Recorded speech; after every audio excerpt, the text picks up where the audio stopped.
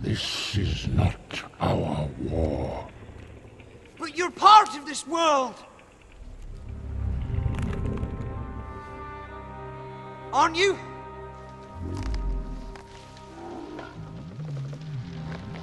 You must help! Please! You must do something.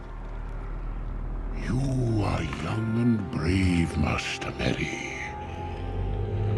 But your part in this tale is over. Go back to your home.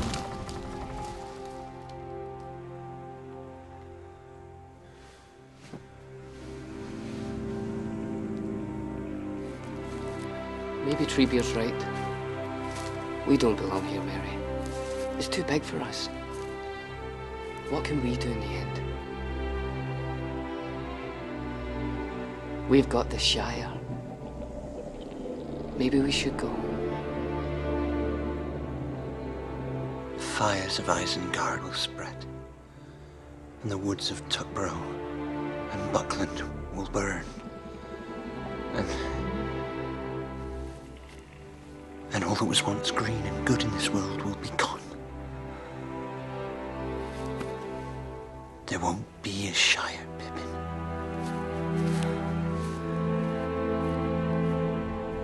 Hey everyone, it's Billy Rude for 58 Magazine, and thank you for watching The Art of Consciousness. Our lives, our thoughts, desires, and actions are the living threefold password by which a master builder knows his kin, and when the student seeks entrance to the inner room, he must present at the temple gates the credentials of a purified body and a balanced mind. But when within ourselves the dead builder is raised to life once more, he himself speaks the word, and upon the philosopher's stone built within himself is engraved the living name of the divine. There are many of these wonderful symbols handed down to us from the forgotten past, symbols whose meanings long lost have been buried beneath the mantle of materiality. The child of light who still cries out for liberation, and the empty throne of Egypt still waits for the king of the sun who was killed.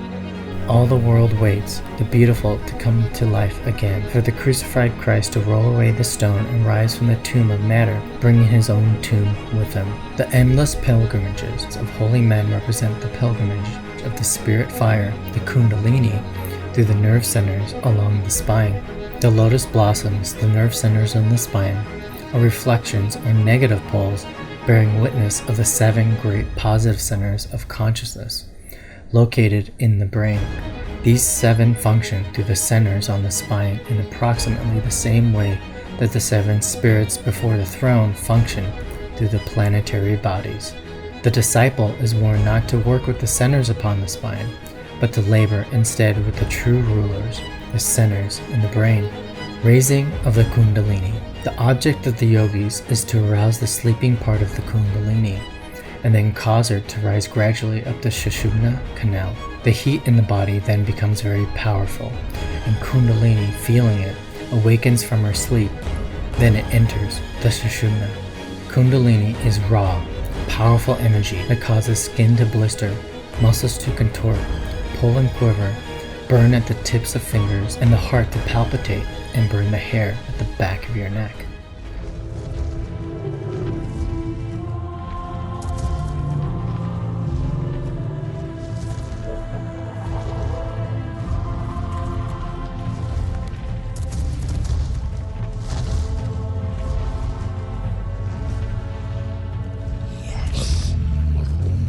Come, my friends.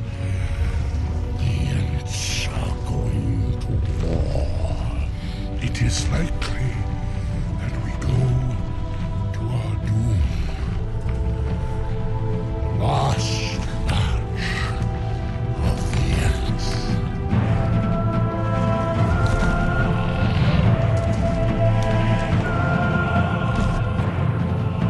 It has been called a mean marching army, a destroyer, and when it starts to move up the body, it lays bare everything in its path. In Egypt, it is represented by the sacred cobra.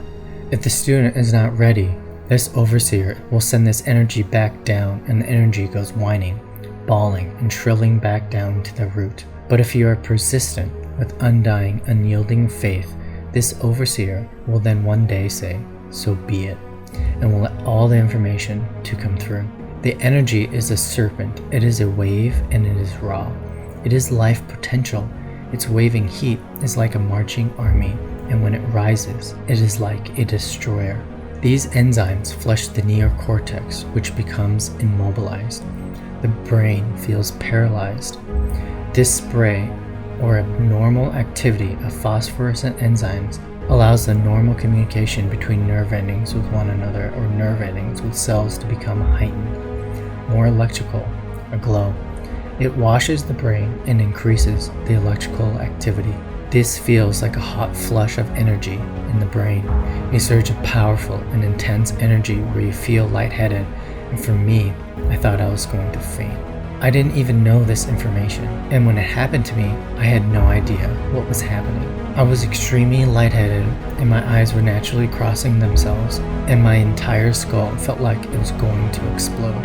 And when the energy moves up to the center of the head, it comes in like a raging storm, and the whole center of the brain is flashing. The purpose of this is to prepare the brain for all the knowledge stored up in the ancient brain, the lower cerebrum. And this is the greatest path to enlightenment, to remove this judge, this controller, the overseer, and open the door. When it allows the energy to move up, it opens a door to the thalamus. This energy then reaches the sixth seal, and the gland puffs out with hot air, which compresses its molecules and creates a secretion, a mutated hormone, the God hormone. These glands are also connected to the energy seals, which release hormones, which is information. And the soul weighs 13 ounces, lives besides our heart, which is why the heart is off-center. There's a whole vortex of spiritual energy, and there's a fire sitting there. The soul has written in the light actually what every hormone would be, how they will be distributed, and what receptor sites you will have more abundantly. Anybody can create a body, but it takes the Holy Spirit to encode the hormone because they are a gift and keys to our awareness. Hormones. All the energy centers release hormones near or in the direct vicinity of glands that discharge. They are intelligent molecules of information. When released at once, it creates harmony. Hormones are encoded messages like eggs, and in the yolk has information. Hormones work with the top down and down up.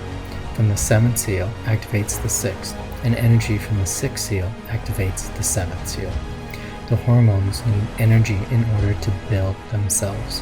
And there is no hormone in the body that doesn't match an attitude. An attitude is the mask you wear, the hormone. Hormones are intelligent molecules of emotions. 7 great and sacred hormones that come from the pituitary gland are encoded potentials to humanity. The hippocampus and amygdala represent the breasts of Isis. They are involved with the production of the soul and the alignment of the body to negative or positive energy. The male is the positive charge, and the female is the negative charge. The soul uses these centers to reinforce circuitry in the body, whether it be positive or negative, male or female. Female receives the positive energy, and the male receives the negative energy. These glands are responsible for the gay and lesbian bodies with overlay energies. The soul is connected to these hormones, and that special group starts at the pituitary gland. So our soul has become flesh, not in the body, but in the hormones that work the body. And hormones carry a message from the soul. We wear our soul. It resides as a code in the pituitary gland, which is why it is called the seventh seal. The 7 levels of hormones, and those 7 levels turn on everything else in the body. And the first 3 seals are less than the animal kingdom. The first 3 seals do not need a lot of hormones from the pituitary gland. They only need 1 to create the cascade, and that 1 hormone has 1 billion potential receptor sites, 1 billion ways you can be the first 3 seals. You only see what you are emotionally addicted to, just like a drug. The greatest drug addiction is your emotions. So the truth is, we can't change the past. What's done is done. We gotta own our actions, but putting ourselves on trial, acting as our own judge, jury, and executioner, it's not the answer. Because a lot of the time, all that judging does is just ensure that we're gonna repeat the cycle. Right? We're not here to sit in judgment. Why not? The thing is, if you just do stuff and nothing happens, what's it all mean? What's the point? Oh, right, this whole thing is about self-acceptance. Kicking the hell out of yourself doesn't give meaning to anything. So I should stop judging and accept to start. So no matter what I do, hooray for me because I'm a great guy. It's all good. No matter how many dogs I kill, I just do an inventory and accept. And when you go through the dark night of the soul, you enter rehab and rehabilitate yourself and come clean with them. Glands. Glands are etheric and diamond-shaped characters that are actually atoms that have been designed a specific way with a specific amount of energy. The energy is electrical current determined by the electron, and its movement around the nucleus is a very strong and powerful force which emanates energy. The fourth seal is by the thymus gland, which is bridge consciousness. The fifth seal is the thyroid gland and is super consciousness. Sixth seal is the pineal gland and is hyper consciousness. And the seventh seal is the pituitary gland, which is ultra consciousness, enlightenment. The thyroid is responsible for the thymus gland in the chest, and the thymus is responsible for the center below in the abdomen. If your energy reaches here in the heart chakra, then you will stop aging. And the three wise men are the pineal gland, the thalamus, and the pituitary. In the middle of the brain and surrounded by the convolutions is the third ventricle, a vaulted chamber of initiation. Around it sit three kings, three great centers of life and power: the pituitary body, the pineal gland, and the optic thalamus. In this chamber also is a small gritty seed which is undoubtedly connected with the king's coffer in the Great Pyramid. The third ventricle is supposed to be the seat of the soul, and the aura radiating from the heads of saints and sages is said to represent the golden glow pouring from this third ventricle. The thalamus opens up and gives stimulus to the midbrain, according to the reptilian brain and the overseer, the lower cerebellum.